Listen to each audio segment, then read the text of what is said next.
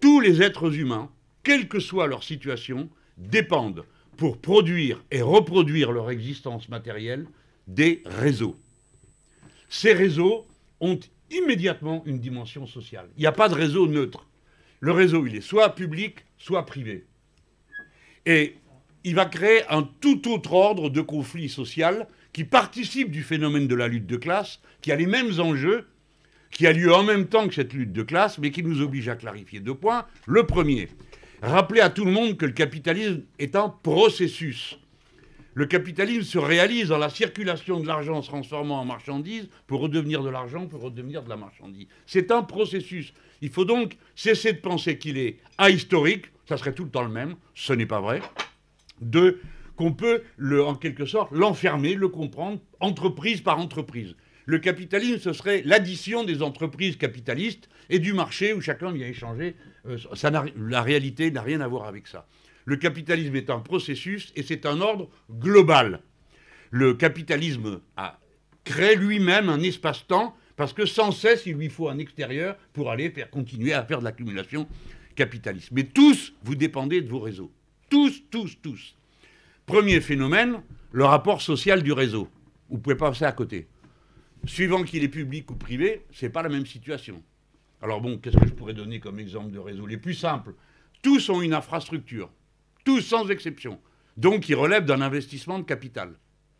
C'est l'électricité, la flotte, le gaz, ça c'est des choses simples. Mais après, vous mettez le reste au bout, parce que qu'est-ce qui n'est pas réseau? Par exemple, si vous allez faire vos courses au supermarché, alors là, vous êtes en plein au milieu d'un réseau. Un réseau de distribution. Chaque pot que vous prendrez vous installe au cœur d'un réseau, celui de l'agroalimentaire par exemple. Une boîte d'asperges, il faut planter les asperges, il faut amener les gens pour les ramasser, il faut les nettoyer, il faut les foutre dans un camion, il faut qu'il y ait des camionneurs, il faut ensuite laver tout ça, ensuite il faut mettre tout ça, le faire chauffer, le mettre dans le bocal, fermer le bocal, mettre une étiquette. Ça veut dire que la division du travail, surtout dans la forme actuelle du capitalisme, est explosée en une infinité de réseaux. Vous avez donc des réseaux, des méta-réseaux, et tout ça constitue la réalité. Alors, premier élément, vous voyez, tout le monde voit tout de suite l'enjeu de la lutte sociale. Je peux accéder ou pas au réseau. Le réseau est binaire. C'est ouvert ou fermé. Et ouvert ou fermé, c'est un rapport social. Vous voulez de l'électricité? Ouvert ou fermé? Tu payes? Ouvert. Tu payes pas? Fermé. Vie sans électricité. Tu payes pas ta flotte? Fermé. Vie sans eau. Etc. Donc, la bataille, sociale, pour l'accès au réseau, est une bataille nécessairement et toujours de manière croissante anticapitaliste, parce que, pourquoi? Le capital, lui, il crée de la rareté. Ça, c'est bizarre à entendre comme idée, mais c'est son truc. Il doit créer de la rareté. Et il vit du travail gratuit. C'est un système pervers et voyou. Je vous passe sur le fait qu'en plus, il a toujours besoin qu'il y ait des destructions. Mais j'en reste à mes réseaux. Donc, ces réseaux, ouverts ou fermés, décrivent un rapport social. Mais pas seulement un rapport au sens bataille pour combien je paye ou pas. Mais c'est vous, nous, tous autant qu'on est. Le réseau nous dit comment nous comporter. Nous recevons de lui des injonctions personnelles. Alors il y a souvent des petits machins qui s'allument. Avancez, reculez, faites ceci, faites cela, appuyez sur la touche machin. Et nous faisons sagement ce qu'on nous dit de faire. Nous participons continuellement à fluidifier le travail des réseaux. Nous prenons la file quand il faut, et ainsi de suite. Et puis, le réseau, c'est ce qui nous permet, cette fois-ci, on n'est plus dans un rapport social de classe au sens visible du terme, mais au sens invisible. Je vous explique. Supposons que j'ai soif. Vous connaissez les données. J'ai soif. 2%, j'ai soif.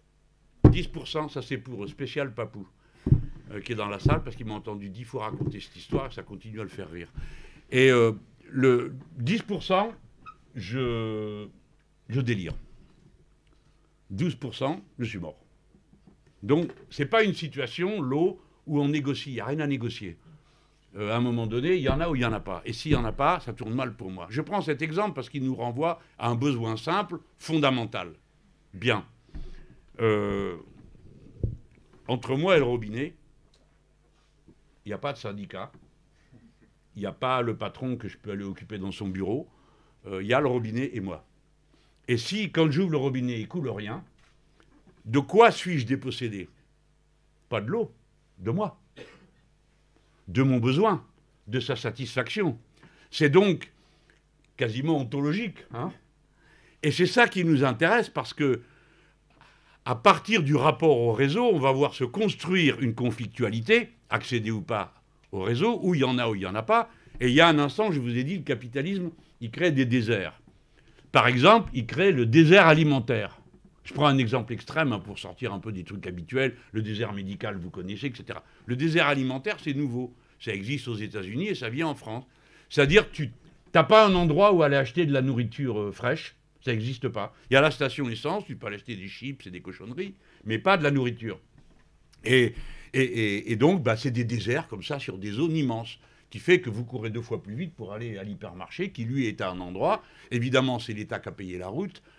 Toutes les infrastructures qui vont rendre cette organisation géographique, politique du territoire, est un enjeu de lutte de classe, est un enjeu entre capital et travail. Bon, ça c'est le côté culturel du contenu du réseau. Les nouvelles conflictualités, elles ont surgi dans les formes de révolution que ça donne. Mais je vais terminer sur mon... Tout ça n'a pas lieu non plus dans le vide.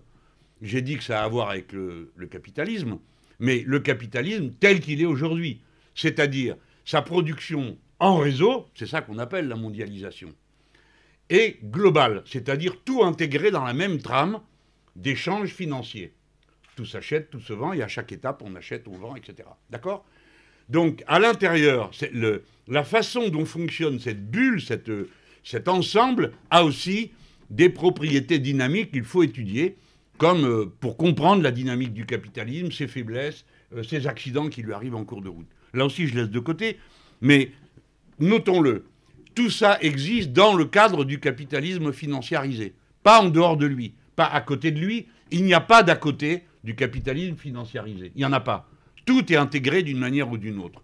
Donc tout participe de son fonctionnement et de sa manière d'extraire de la plus-value de toutes les étapes de la circulation des marchandises, du capital et du reste.